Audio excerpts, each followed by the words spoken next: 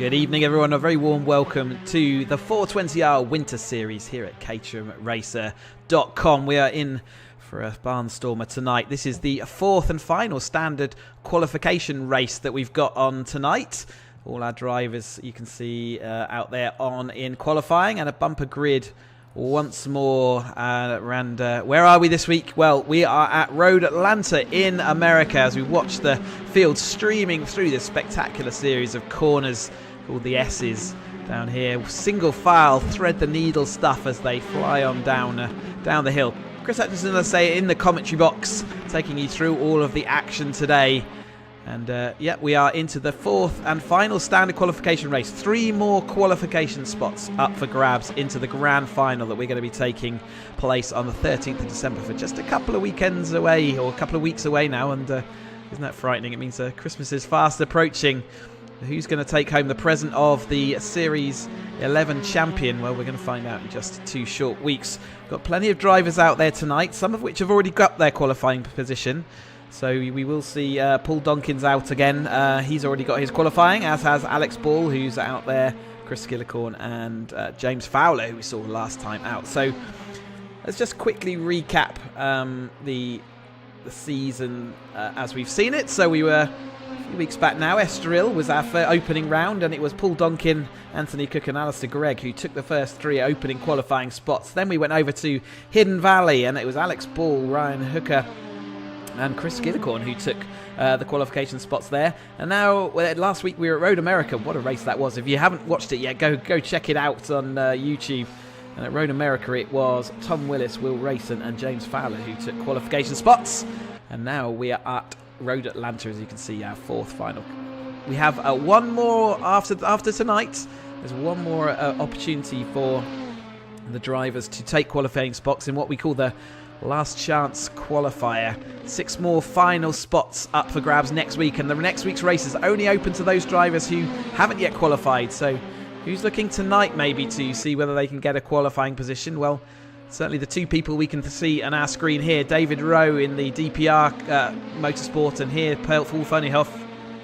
Both of them, David hasn't been able to join us for a lot of these races, so he'll be looking to see whether he can get qualifying done and dusted tonight. And Paul Funnyhoff has been there or thereabouts. You can see him on the left-hand timing tower in qualifying, of which we've got just about 5 minutes left.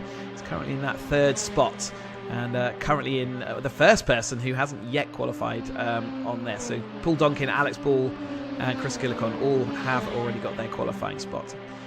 You can see next up on here is Ollie Ricks. So in fact, he's just taken to the grass in avoidance.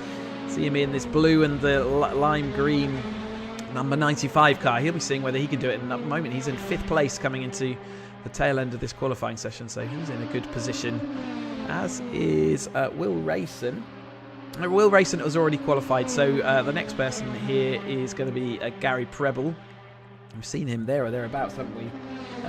All the races so far, but he's never managed to collect it all together and be there right at the end when actually all the prizes are given. He's in that white machine. He's launching over the curb down into this S's complex. Look at this from afar. It's absolutely flat out round this left-hander, but only just. You've just got about enough room before you have to haul on the anchors into this final this bend onto a back straight. Really important. He's using a bit of gravel there to see whether he can gain any advantage. There's lots of drivers here sort of using the toe, as we see Arnell towing along Alex Ball here at the moment, because the straights are long on this track, and then we have the sort of chicanes and various other bits.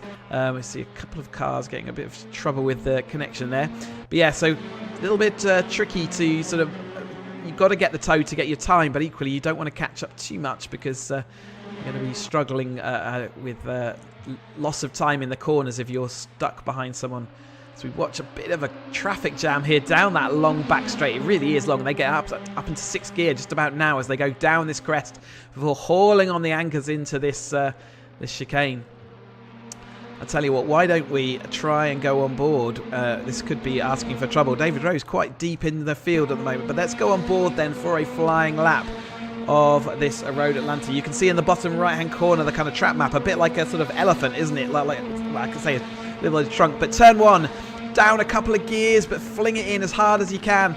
Make sure you don't use the curb on the exit. It really does make the car go out too much. David using not all the edge of the track there, so he's optimising onto the anchors, fling it into this right-hander, get the car settled before then holding into the left-hand side as long as you can. Pick your turning point and hope for the best that you've got enough room. David threads that needle and just about gets it done. Right-hand approach to a left-hand kink, using every last bit he can. A bit too much there. You can hear a bit of gravel under his tyres. That's going to slow him down. And he's got Paul Fernioff, I think, following right in his wheel tracks. A right-hander, 90 degrees. Get it tucked in nice and early into this apex. David loses the rear. We're not going to get a nice clear lap from David. We should continue on. It shows how difficult that corner is, though. Another hard right-hander, really important this corner, because it leads out as he gets contact with Paul Fernioff. That's... We've chosen exactly the wrong moment, haven't we, to go on board. Paul Fernioff having to go back to the pit, so I'm thinking he'll be a bit frustrated by that. And let's go back. Yeah, we are. So David Rowe's back pointing the right way again. So he's now on that long back straight. We can imagine that this was a continuous lap. Thanks, Dave. Top value as ever. As you go around this right-hand kink, just grabbing 6th gear before heading downhill into the chicane. Crucial braking point once more. Late as you can, but you must hook up with this first apex. It opens up on you on the way up over the crest of the hill. Paul Donkin there just ahead of us as we go round this right-hander. It's, again, absolutely flat-out final corner as long as you get the turn in right. If you hit that curb too hard, or even the exit curb, you can be in trouble. There's going to be drama aplenty tonight as we see Paul Fernioff still back in there, still in that 3rd place. And with only 53 seconds of this race, this qualifying session to go, I imagine he gave up, saying that was as good as he's going to get. Ollie Ricks in that 5th place. Can he improve late on? He can. He goes up to 4th place with that effort of 1:30.261 over the line. Great times out there into the 29s for Donkin, and that's been proven to be the absolute limit of what you can get away with a nice toe as well. So Donkin, again, our series dominator so far. He got his qualifying spot winning the opening round, but he's won each of the other 2 as well. Can he do the same again while he watches his competitors all scrapping out for the lower ranks? But he's already got his qualifying spot. Tonight's not really about him.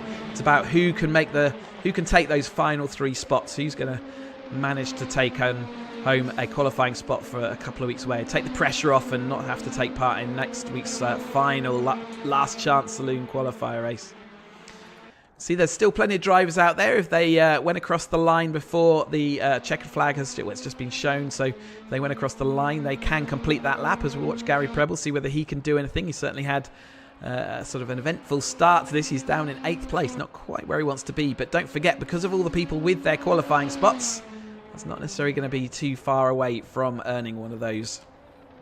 As a reminder, we can ignore Paul Donkin, we can ignore Alex Ball, Chris Skillicorn and James Fowler from the list as we watch all our drivers complete their final laps. Just watching Ollie Ricks as well coming over the crest of the hill. He's going to pull into the pits as well. And so Steve Arnell out there as well, another driver who'll be looking to see what he can do. He's in 11th place at the moment, so not quite where he wants to be. Pardo's just ahead of him on the track, so he's going to be getting a nice tow as they go down this back straight, and he does need to then pull out and try and make that overtake happen before that chicane. He's going to pull to the inside, and I think Pardo will drop in behind him. Chris Gillicorn in 5th, David Rowe 6th at the moment, so we watch Arnell making his progress to see whether he can make any improvement on 12th place as he is now. As he comes through these final bends then. He is going to cross the line. Does he make an improvement? No, he doesn't. Neil Pardo does, though. Yeah, he's the 2nd car coming across the line. So let's have a confirmation then of those qualifying results. Starting from pole position then for Paul Donkin, a 129.738. Alex Ball 2nd, and Paul Fernioff, the first non-qualifier, in 3rd place with a fantastic 130.149. Ollie Ricks next up, another person looking to get a qualifying spot. Skillicorn already qualified. David Rowe made his way up to 6th place looking for a qualifying spot. Tarbiner, then Watson, Whitehouse and Rayson line up, round out the top 10. We then got Gary Preble down in 11th, Arnell down in 12th. They're going to see whether they can make any improvements through this race. Fowler, Wilby, Holt, Lang, Hambleton, Bradbury, Platts, and then Dan Jude makes up the top 20. But our grid continues. with Neil Pardo, we saw making up a couple of places over David Harcastle and James Houston, who rounds out this 23 cars that are on the grid so far. Andrew Parker and Alan Curtis not made a showing into qualifying, so it looks like they're not going to be turning up tonight for the race. So it's Donkin once more. Is there anything we can do about Donkin? Can his competitors do anything to hold him back? And certainly Paul Fernie will be seeing what he can do. David Rowe, first time out, I think, for this season. So it's going to be interesting to see how he slots into the mix. And certainly he's shoved it up there, hasn't he? Up into that 6th place. Going to be there or thereabouts. Seen people come in from deep in the field, though, as we've been going through this season. We've seen, because there's been sort of incidents. We're running a format where we've only got one 25-minute race. So they're kind of used to the 2 15-minute kind of format, and it's really caught some of them out. We also run damage, and so it does mean that if you do have contact out there, well, it can really affect your race and other people's races as well. So let's just have a quick, you can see the grid sort of going round the last turn there, such as the size of it. But Donkin in that red machine on the right, and we've got Alex Ball on the left in that kind of sort of pink and orangey purple fade sort of car with a maze kind of structure of it. Then Paul Ferniehoff in the Mondrian inspired car. Then we've got it's Ollie Ricks, isn't it, in the sort of Jeff Newman, if you know your Caterhams. It's a Jeff Newman-y car, but it's blue and lime. Followed by Chris Skillicorn, and then David Rowe in the DPR black and white machine on the left-hand side. Then we've got the other cars following on. They're going to be seeing what they can do. We've seen, you can see the purple and turquoise car sort of on the apex of the corner behind. That's John Lang, and he made a great progress through last time. Missed out on that qualifying spot. But anyway, we have got the lights coming up then for qualifying round 4 of season 11 here at caterhamracer.com. Can Donkin make it 4 from 4 in these qualifiers? Can someone do anything about it? We're about to find out. The lights are out and away we go. A relatively even start. David Rowe made a bad start. Behind we've got contact, and that's Pardo and a couple of other drivers. Looks like maybe that's James Houston, maybe Matthew Hamilton, looking like they make contact at the back of the field. That's not the start they wanted. Let's follow the race lead though as they head through this threading the needle section. Paul Ferniehoff finds himself up into that 2nd place though, so Turbin is losing places early on as we watch the field flowing down through here into this sequence of left and rights. It's all spread out. David Rowe also struggling to keep his car in that mix as the front 4 have broken away, but it's the tail end of contact there between that was Racing, wasn't it, spinning off to the inside, and another purple car also. This told you the opening around of this is I warned the drivers about these opening sequence of corners, but did have some contact there. Hopefully they'll all be able to get their cars back up and running. We see Racing down and out. Whitehouse also one of those spinners. Looks like Racing's not going to get back. John Lang also losing places, and we saw these battles. Steve Arnell's come up all the way through to 8th place from, I think, 12th on the grid. David Rose sort of going down the grid as quickly as Arnell's rising up, and just in front of there's Tarbiner, who does manage to stop the rot from those early corners. Wilby finds himself in 11th and still losing places as we watch this battle, and 3 wide coming down here into the chicane. Out front I can see Donkin's fighting with Ferniehoff right now, but it's David Rowe down the inside then, looking over Watson in the sandwich, and now Arnell watching on, taking a bit caution with plenty of time left in this race. There's no need to push the limits just this yet. So we've already seen David goes onto that curbing. I saw a car there briefly in the way. Hopefully that's all cleared away now as we head around this final corner. David Rowe does make it to stick in front of Watson then. Arnell loses out to Fowler. Fowler's one of our qualifiers, so he doesn't count for that qualifying position, but he's going to act as interference for the driver there. So Ollie Ricks and Chris Skillicorn a little bit further up the field here.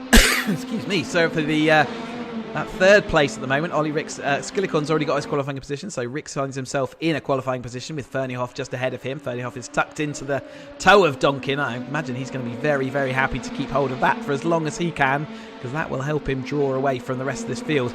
The toe in this On Your Line simulator happens from about half a second back, so Ollie Ricks will not be picking up a toe from the car of Ferniehoff ahead of him, but certainly Skillicorn is well and truly in his slipstream as they head down this long back straight then If you're looking at our little map in the corner there, the sort of top end of the trunk, as I'll call it, in the elephant sort of scenario, coming up towards the chicane, which makes the eye socket. And as they head down then, who's going to make the best of this? Silicon makes that place up then into third place. Doesn't make any difference from that qualifying. And if Ollie Ricks has got his brain engaged, he'll know that he can just get dragged along by Silicon. Still dramas happening a bit further back. Keith Holt here just losing out a little bit, and in fact John Lang looks like he's going to make a place. So John Lang, having not made the start he made last time, but he is now going to be in front of Holt heading into lap number 4. It's a long old lap round this Atlanta track, 2.5 miles long, 4 kilometres. So yeah, sizable. As John Lang back out on the grass on the outside there, so he's actually lost that place back again.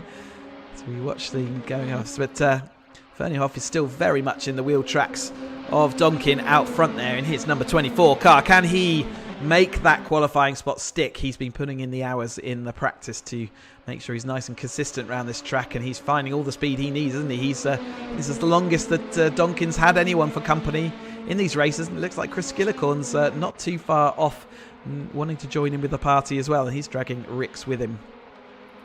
Taberner finds himself in that sort of middle ground, watching his mirrors to see David Rowe coming up behind. Taberner does take that third qualifying spot so far.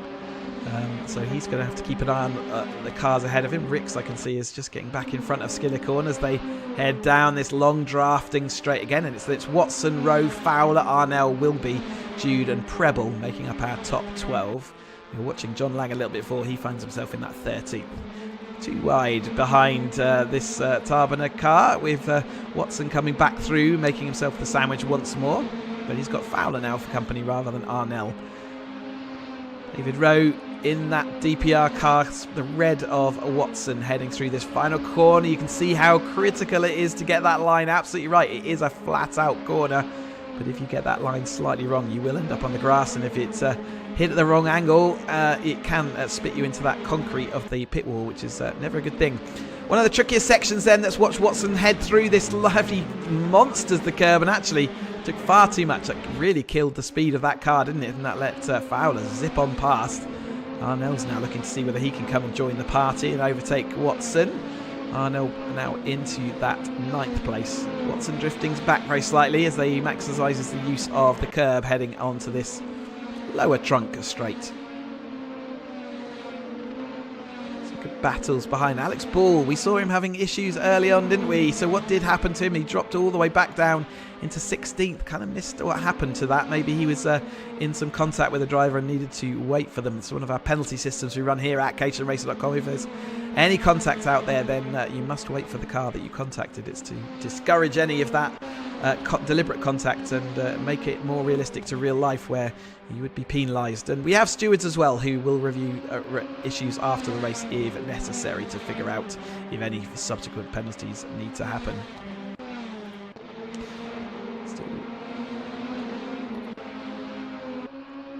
Still tight at the front end, so this is definitely the longest that we've seen cars in front sort of hooking in there. David Rowe trying to see whether he can zero in on Taberner into this sort of the middle opening. 18 minutes of this race to go.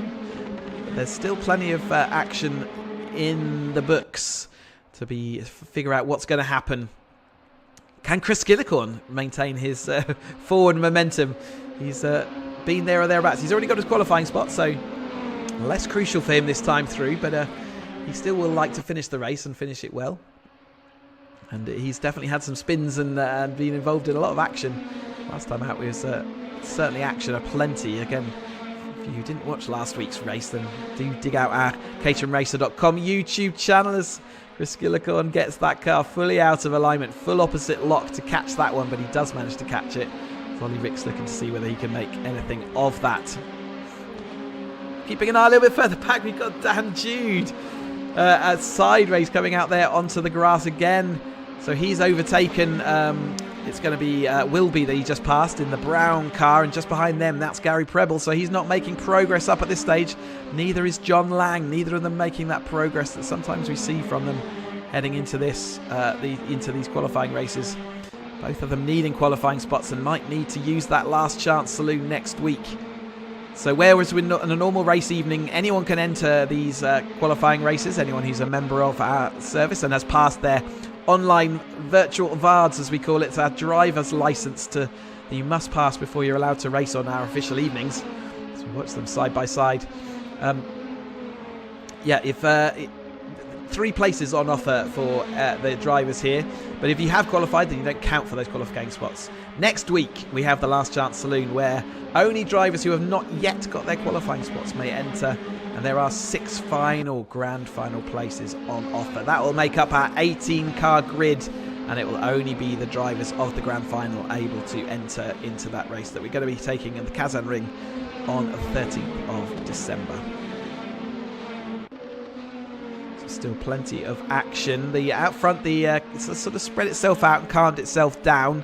So that's why we're focusing on these battles a little bit further down. This is the closest battle we've got out on track at the moment. And it's Dan Jude that's currently heading that, with Preble now making his way back up and through in the white car. We can see that him lining up, see whether he can make that pass as he heads down to what will be the outside of the chicane. He's got a bit of momentum over the top of Jude there, so he takes the lead as they go into this corner, but Jude's going to see whether he can hang on the brakes a little bit later. He's going to have to pull into line. Preble's pushing him to the inside, and Dan Jude does go late on the brakes. He locks up a little bit, does a bit late onto the apex. He's going to lose all his speed on the way out, but also Grabby Preble had to take avoiding action, which meant that he's also lost a bit of a head of speed, and he's under threat from Wilby, who's right back in the action then. It's great to see Wilby out on track. Totally random cars. So some of our drivers have their own allocated race cars. Others take guest colours until they've got their own race colours all sorted, and will be at the moment in that brown colour with Preble in the white colour.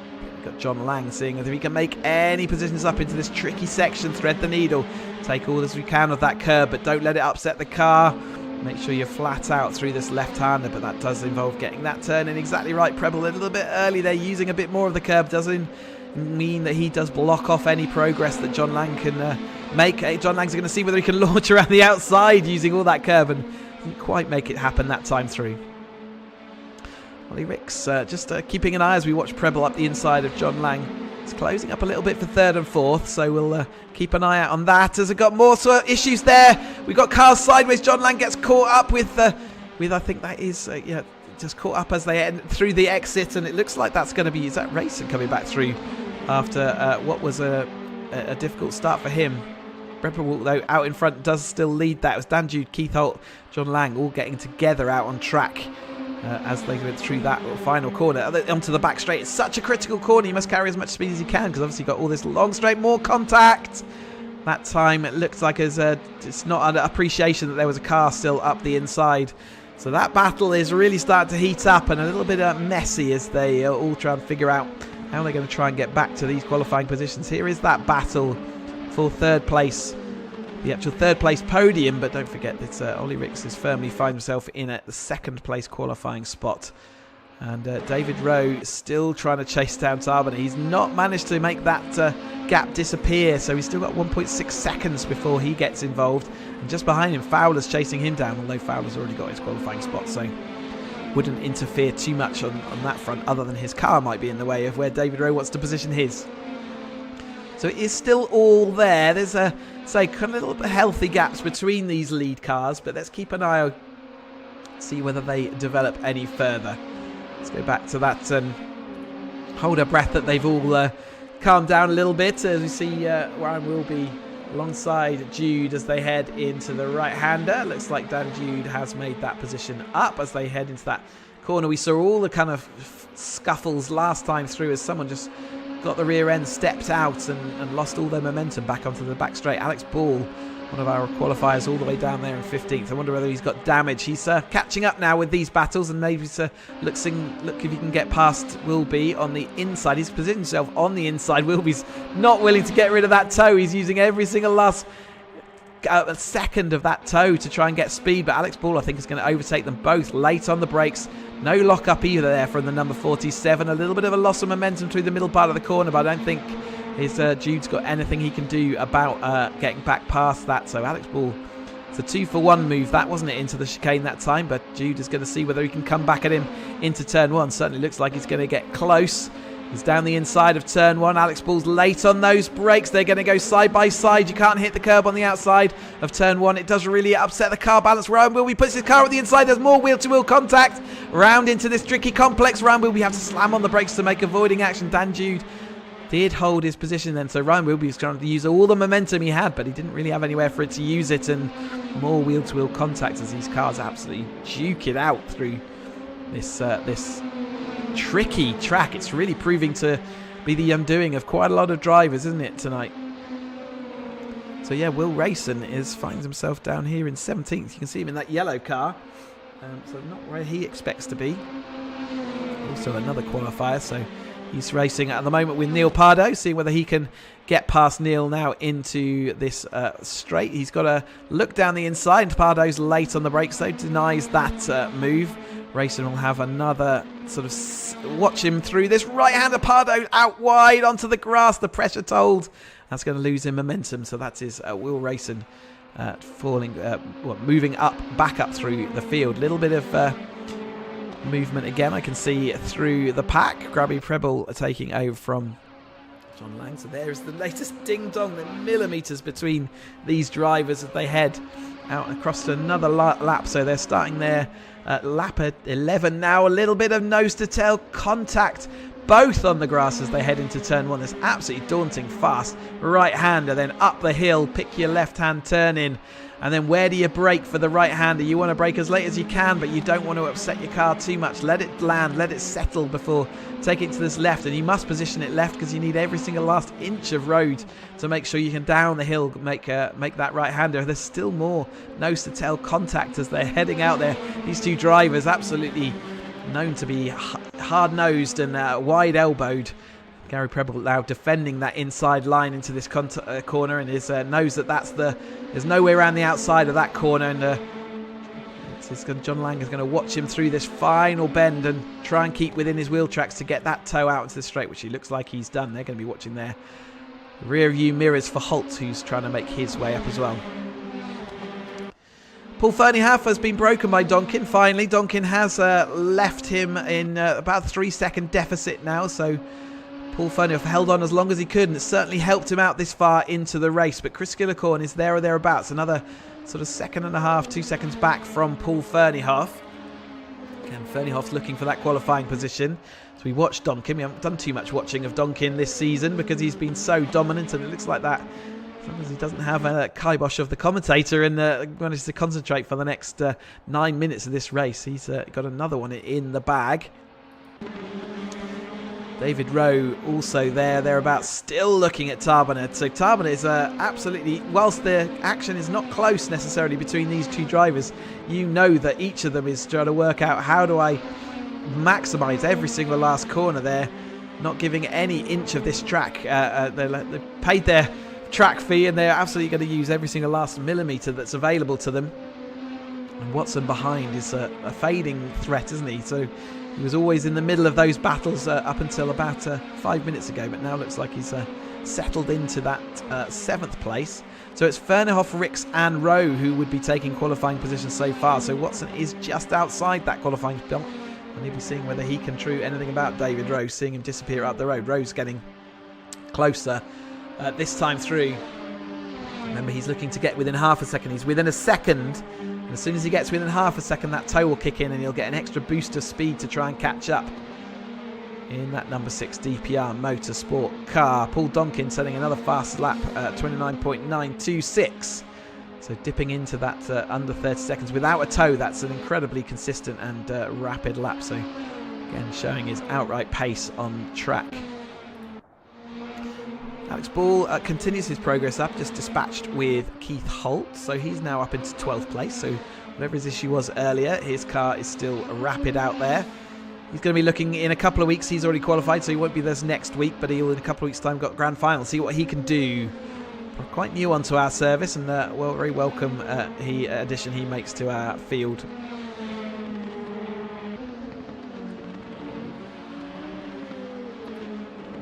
Still going at it is this battle between Dan Jude and Keith Holt. The green followed by the orange, and Wilby's coming back to see whether he can come and join back in. We saw them A little while back, they're both leaving the track. Told you it was pretty desperate stuff to try and get that left-hander sorted, the right-hander down the hill. You've got to get the left-hand approach to get the turn in for the right-hander element.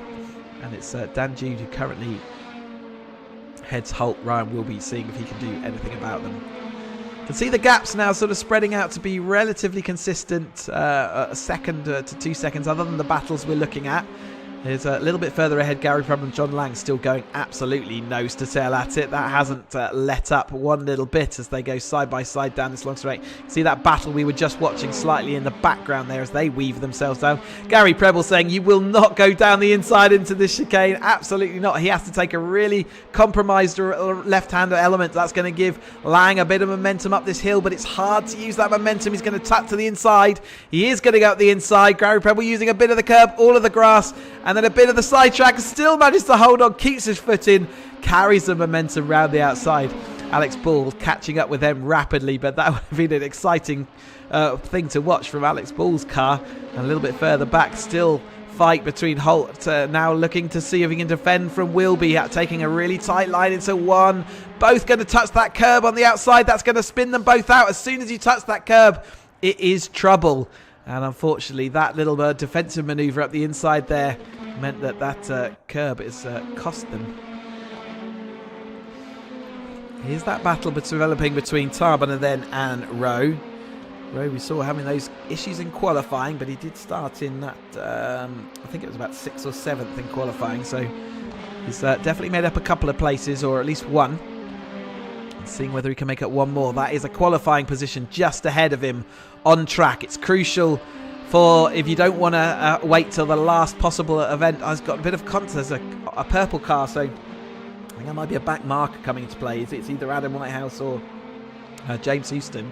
James Houston is in 21st, so maybe it's the Houston car. He finds himself off track, just letting this battle go through and letting them all pass without interfering with them. So thank you, James, for letting this battle continue. I expect David Rowe was hoping that you might interfere a little bit, but he's still managing to drag back. It was a second when we last saw it. It's now 6/10, desperately close to getting into that half-second arena as they come into the tail end of this race. And we're into our final 5 minutes of this 25-minute race. David Rowe, can he get to them in that half a second? Tantalisingly close. You can see the gap in real time on the left-hand side next to David Rowe's name. Just over half a second.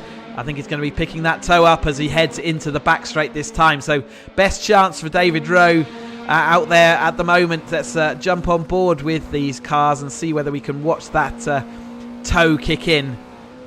Just outside that half-second bracket, he needs a really good exit. He does use a little bit of the gravel, gets on the accelerator. Can see that Tavern is trying to throw that toe away. He's trying to move that way, and David Rowe didn't go in there to pick it up straight away. You can see he's just outside that toe still, and therefore frustratingly Tavern is still disappearing off down the road, but he's got maybe a couple more opportunities before we get down to sort of the real last chance opportunity at the final bits. And Rick's not too far up the road either. There comes right down that gap, doesn't it, under the braking, and it'll spread out again as they get back on that accelerator over the top of the hill.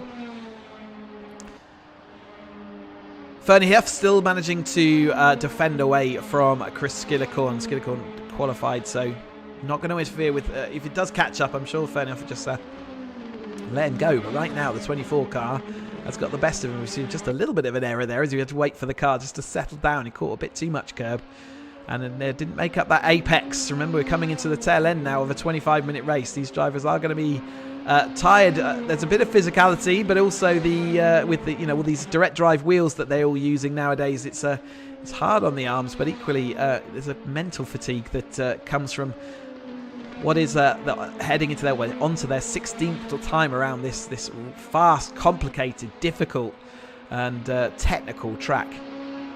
Fanny Hoff, though, proving the match for it right now. A little bit further back, still battles between Lang and Preble continues, with Lang out front, but Alex Ball involved in that battle side by side with Preble then for what is 11th place out on track. But Ball just watching on for now. He knows his job's done this season. He's just got one more final job in that grand final to do, but Still want to see whether he can make places up. He's in the perfect position right now, isn't he? In fact, David Rowe and Taberner, so he looked away from them. David Rowe, next time through, as we said, picked up that toe. Sorry I missed it on the stream there, but David Rowe did take that toe down the long straight. He was within that half a second. Taberner's looking back down the inside into the final turn of this course, but it's not going to be doing. 2 minutes left, so this is coming onto their penultimate lap. They will get another lap out of this yet. David Rowe having to defend now to the inside of turn 1. Round the outside, you've got to watch out for that curb, and if you go down defensive, you're going to get frighteningly close. David Rowe still has the inside, but we're going side by side. Coming into turn 3, that's not a comfortable place to be. Taberner has to back away from it in the number 78. He's thinking of the long game here. He's still got 2 laps to go, and at the moment, he does see that qualifying position disappear up the road. David Rowe got the better of that sequence in the end, didn't he? And actually has broken the back, and actually there's now a second gap already. So Taberner's got it all to do now to try and get his qualifying spot back. He'll be desperately sorry to see that disappearing up the road. And unfortunate for him, James Fowler just in his rear view mirror as well. So David Rowe on his first attempt this season. Looks like he's going to nab himself that qualifying spot, along with Fernie Hoff and Rix. Rix has had such a lonely race here in his blue and yellow machine. He's been in the middle ground, just probably pretty happy for it as well, just being able to concentrate on his own race. Never really been involved in the lead battle, but equally hasn't been involved in the chase battle either. So just able to do his thing in his number 95.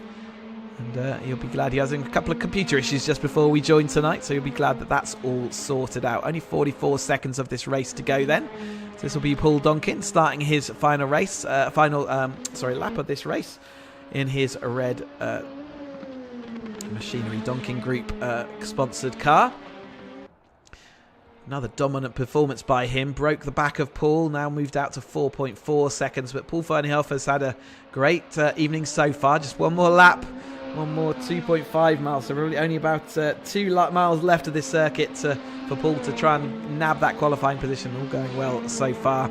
And the next qualifier will be that Rix car that we were just talking about. So he's in that 3rd place. And David Rowe will take our final qualifying position, as long as everything continues as it does now. And it certainly looks like David Rowe's making that work. He's had a bit of work to do to get back through the field, but he is in the DPR Motorsport headquarters in Red Hill in their dedicated simulator. If you're into your Caterham racing for real and you run with a DPR team, well, that simulator's there for you to really fine-tune and hone your skills. And David Rowe uses it on our service to very good effect. A little bit further back then, James Fowler sort of was part of the action from nose to tail last time out and did manage to grab himself a qualifying spot, even though he had a couple of spins on the way. He does find himself in 7th place. This time out. Witch and Watson we saw again early. Such is the speed of Donkin. I didn't even get to watch him across the line this time. Apologies to Paul Donkin for missing that. But yeah, if you went so fast, it wouldn't be a problem. But Paul Ferniehoff does take that qualifying spot. Chris Gillicorn takes 3rd place. Ollie Rix taking his qualifying spot, as does David Rowe. And we're just watching Fowler, Watson, Arnell, and then next up it looks like it's going to be Ball, who does make his way past and through in front of Lang, who took the side. It looked like Arnell took is it side by side with Arnell? Was it Ball and Lang? Sorry, yeah, it's Ball who just, according to this timing screen, took it, but I think we might find that reversed. It certainly looked like Lang may have gone across the line first. Just waiting now for Wilby to make his way through. Here he comes in the brown machine. Then it'll be Anthony Hamilton. Another solid race for him. We saw him having those issues potentially early on, but he's managed to keep it all facing the right direction. Will race and lick his wounds and come back to fight another day. Adam Whitehouse, another driver who's lost a bit of positions. Neil Pardo, another consistent response performance there, and looking like he's in good form. And he may be looking at the outside for one of those top 6 positions next week when we have the last chance saloon. Dan Jude, James Houston went back to pits, and Nick Platts didn't start our race. So that is everyone in then and across the line. Let's confirm the race result for you then. So it was Donkin Reed. We didn't see him across the line, but he definitely won the race by 4.7 seconds over Paul Ferniehoff, our first qualifier this evening. Chris Gillicorn in third place over the line. Ollie Ricks, our second qualifier, in fourth place, followed by David Rowe in fifth, taking that final qualification spot open today. Daniel Tarboner and everyone else is going to have to come back next week in the last chance qualifier to see whether they can do anything about that. James Fowler, Richard Watson, Steve Arnell, John Lang ran out the top 10. Then we have Alex Ball, Gary Preble, Keith Holt, Ryan Wilby, Anthony Hamilton, Will Rayson, followed by Adam Whitehouse, Neil Pardo, Dave Hardcastle and Dan Jude. James Houston, Cole Bradbury, Nick Platts, Alan Curtis and Andrew Parker didn't start. So that is the entire field.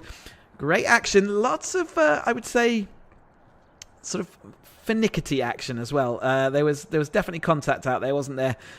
Which is kind of understandable around this track. It's tricky to get it all working, but Donkin did it again with a nice, fantastic fast lap as well there. Let's try and get through. Just going to see if I can get the qualifiers in at least to talk to them, and then we'll also see whether we can speak to our top three. So let me just get the screen sorted. So lots of little bits and bobs going on right now. So let me get into the right place, and let's have a chat with David Rowe if we can. Hey David, have you got us in the commentary box? I do, yeah. Welcome to the season, and welcome to qualifying, because you've just managed to nab it. It took a whole race to do it, and it looked unlikely at one point, but just into that final bit you got the toe and off you went. Unlikely? It was you fell down the field, and then it took a while to come back through. Yeah, it was a bit of a baptism of fire. I mean, it's been a while since I've jumped in, and Christ, the circuit is pretty hairy and very, very technical as well. But good old Paul gave me a good toe in qualifying, so it helped out. Yeah, and say you had a bit of an issue. I mean, did you get caught out in the early laps? Is it just through those threading the needle corners? I had a really poor start actually. I don't know what, I missed the lights, and then that delayed me, and then basically I got overtaken a few times. So I had a great race with one of the guys there, very close, which managed to just get the place at the end of the race. I think I was I in the top two for the newly qualified people? Yep. So you're in third place. So Ricks and Ferniehoff took the other two places. So yeah, good job. You've got your job done. But so that means you won't be with us next week. But your grand final on the 13th of December, and see what you can do there. Better get practicing. Indeedy. Cheers. Thank you. Cheersy. Speak soon. All right, and let's go. And if is Ollie Ricks about? Ollie's not in the audio anymore, so we will. He's got a qualifying spot, so we'll see him in a couple of weeks in the grand final. Skillicorn came third, but I just want to chat to Paul Ferniehoff. Paul, have you got us in the commentary box? Hello. At last, we get to chat, and congratulations. You know, it looked like the perfect scenario. You grabbed hold of Donkin's coattails, and off you went. Yeah, that was pretty much it. Tried to keep him honest for a few laps, but as soon as the toe was broke, I was on my own. But I'll take a nice relaxed, still on the limit the whole way around, set a best lap. There's no relaxing around this track, is it? There's if you relax for a moment, then it bites you back. The curbs, you know, if you touch the wrong one at the wrong angle, it spits you out. Absolutely, yeah. I was a rare race for me. No real great mistake. There you go, and long may it continue. It means that you don't get to race next week, but I guess that's not too bad, and you'll take the grand final spot in a couple of weeks' time. Indeed, I will.